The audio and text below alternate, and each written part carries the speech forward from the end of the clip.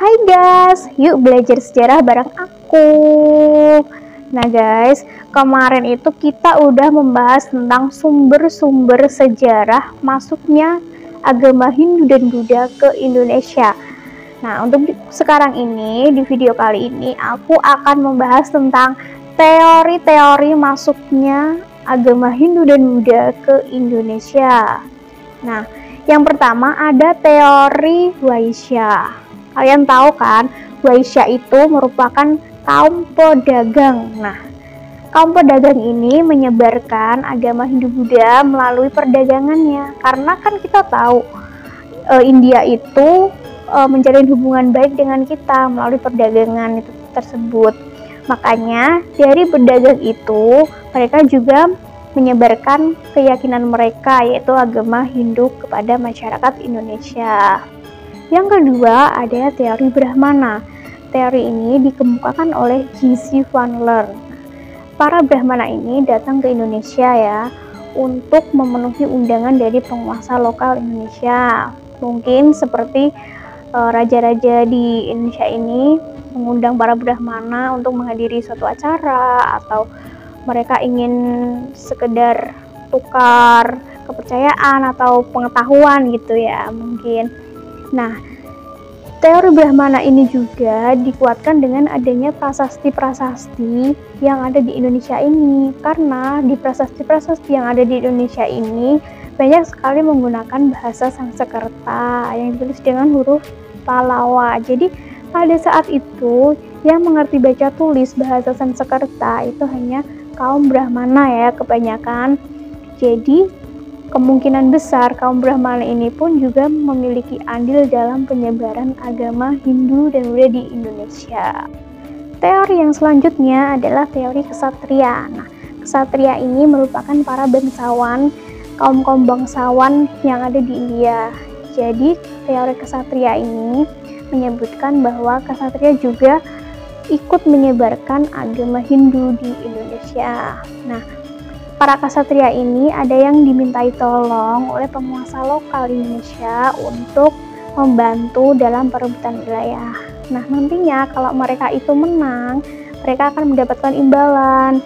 Ada yang berupa pernikahan dengan putri dari kerajaan mereka atau wilayah. Nah, kesatria ini juga ada beberapa yang dari India melarikan diri ke sini, ke Nusantara atau Indonesia, karena di sana itu ada terjadi perang saudara. Makanya mereka datang ke sini untuk mencari tempat yang aman gitu. Dan di sini dia akan mendirikan sebuah koloni baru, atau mungkin mereka mendirikan kerajaan yang besar juga. Teori yang selanjutnya adalah teori Sudra. Nah, kita kan tahu Sudra di India sana itu merupakan kasta terbawah ya. Nah, para kaum Sudra ini ingin mengubah nasib mereka menjadi lebih baik.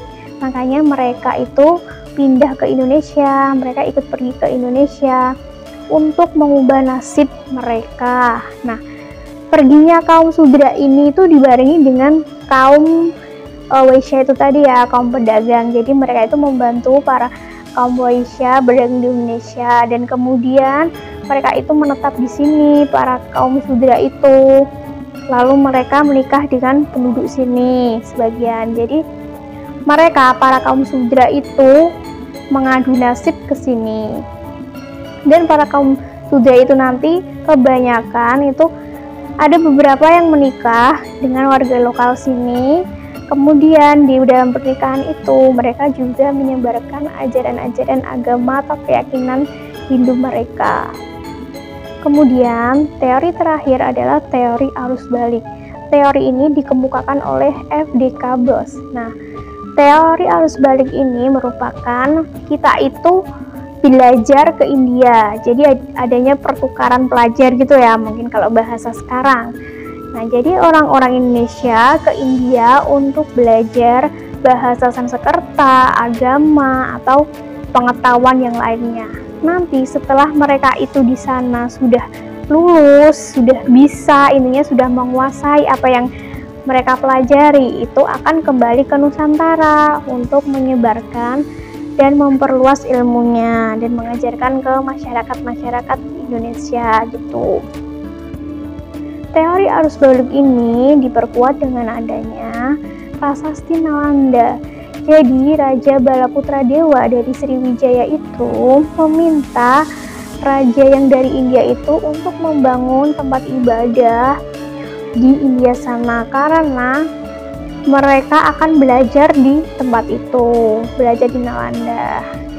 Jadi itulah teman-teman teori-teori masuknya Hindu Buddha di Indonesia.